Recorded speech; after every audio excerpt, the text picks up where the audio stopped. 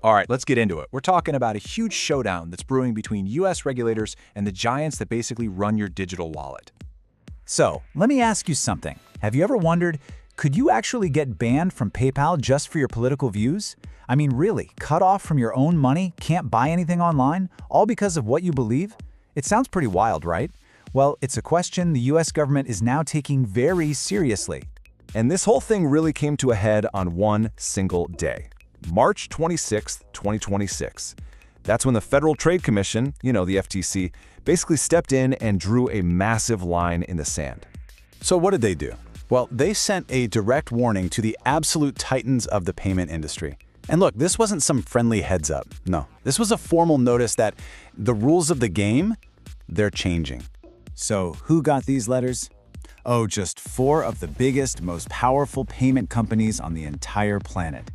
We're talking formal warning letters sent straight to the top, the CEOs of Visa, Mastercard, PayPal, and Stripe.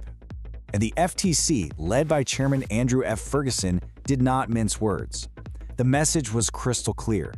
Cutting people off from financial services just because of their political or religious beliefs, well, that might just be a violation of federal consumer protection law. I mean, wow, that's putting the entire industry on notice. Okay, so this whole thing really revolves around one central idea. It's a practice called debanking. So what is debanking? It's actually pretty simple. It's when a financial company cuts you off, not because you bounced a check or you're a credit risk, but because of what you believe, your politics, your religion, who you associate with. That's it. And listen, it's not just about getting an email that says your account is closed. No, the FTC is looking at this way more broadly. They're talking about companies going against their own terms of service or doing something that you as a customer would never reasonably expect. It even includes helping another company kick users off their platform. Yeah, they're casting a really, really wide net here. Right, so you might be thinking, where did this all come from? Well, this warning didn't just pop up out of thin air. Not at all. It's really just the latest chapter in a story that's been building for a while now. If you trace it back, you can kind of see the breadcrumbs. It really kicks off in August 2025 with an executive order aimed at regular banks. Then, for a few years, the FTC starts taking action against payment platforms for other stuff, unfair practices. And then bam, March 26, 2026. That's when they issue these warning letters, basically taking that original rule for banks and stretching it to cover this whole other part of the financial world. And you really can't overstate how big of a deal this is. This is a massive expansion of regulatory power. For years, you had companies like PayPal and Visa operating with a whole lot of freedom. Now they're under the exact same kind of microscope as a big traditional bank. Everything's changed. So, what happens now to these 4 huge companies? You'd think the hammer came down hard, right? Well, the stakes are super high for sure, but the immediate fallout, well, it might not be what you expect. How much was the fine? 0. That's right. The immediate penalty that came with these letters was absolutely nothing, not a single cent. But don't let that $0 figure fool you. The real teeth here aren't in a fine. The real threat is what these letters do. Think of them as pre-enforcement signals. The FTC is basically putting these companies on notice. They're creating a paper trail. So now any slip-up down the line can be used against them to build a really strong case.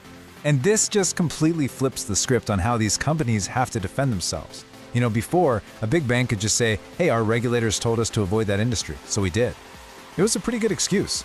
But for a company like Stripe or PayPal, that argument just doesn't fly anymore. Now the burden is on them to prove that their policies are fair and that they're applying them consistently to everybody.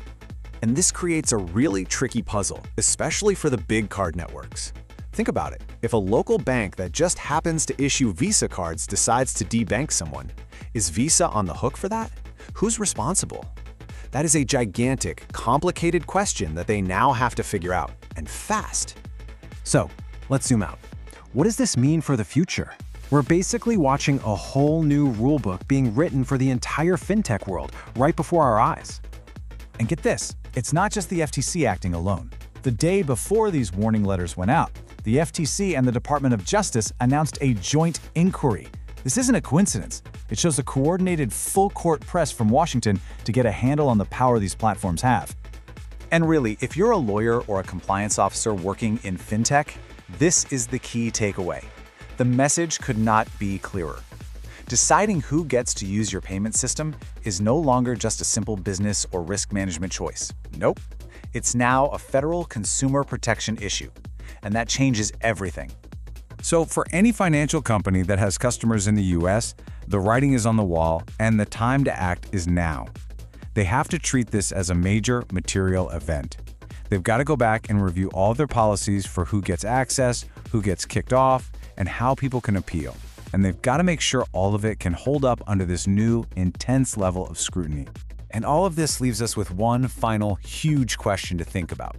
I mean, in today's world, it's almost impossible to get by without using digital payments, right? So should access to these systems, to PayPal or Visa, be a basic consumer right? Kind of like having a bank account? The way we answer that question, well, that's going to shape the future of money for all of us.